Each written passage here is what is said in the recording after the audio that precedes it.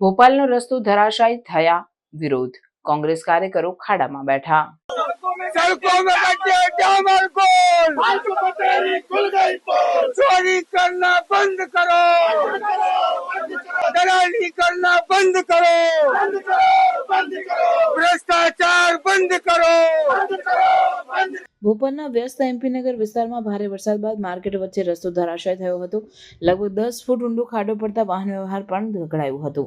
સદભાગ્યે આ ઘટનામાં કોઈ જાનહાનિ નથી થઈ, પરંતુ શહેરના બારીક સમૃદ્ધિના દાવાઓ સામે બિનમૂલ્ય પુરાવા તરીકે આ ઘટના ઉદ્ભવી હતી। ખાસ કરીને જ્યારે ભોપાલને દેશમાં બીજા સૌથી સ્વચ્છ શહેર તરીકે માન્યતા મળી હતી। રસ્તો ધરાશાયી થયા પછી કોંગ્રેસના કાર્યકરોને વડાઓએ અનોખા ઉલ્લેખથી વિરોધ નોંધાવ્યો। તેઓ રસ્તાના ખાડામાં જે બેઠા અને બીજી તરફ ધાર્મિક ઢબે મુશ્કેલીને ચર્ચાનો વિષય બનાવ્યો। કોંગ્રેસ નેતા અભિનવ બરોડિયાએ પબ્લિક વર્ક્સ વિભાગ અને સ્થાનિક તંત્ર પર ભ્રષ્ટાચાર અને બેદરકારીના ગંભીર આરોપો લગાવ્યા। વિરોધ પ્રદર્શનને છતાં એક રમૂજી અને વ્યંગ્યાત્મક ધોરણ મળ્યું, જેને કારણે સમગ્ર રાજ્યમાં તેના ફોટા અને વિડીયોઝ વાયરલ થયા।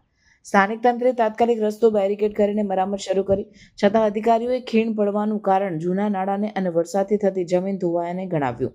તંત્રએ દાવો કર્યો કે આવી ઘટનાઓ મોન્સૂનમાં સામાન્ય છે, પરંતુ વિપક્ષે આ વાત નકારી। કહેવામાં આવ્યું કે આવું વારંવાર બને છે એ તંત્રની ખરાબ વ્યવસ્થાનો પુરાવો છે।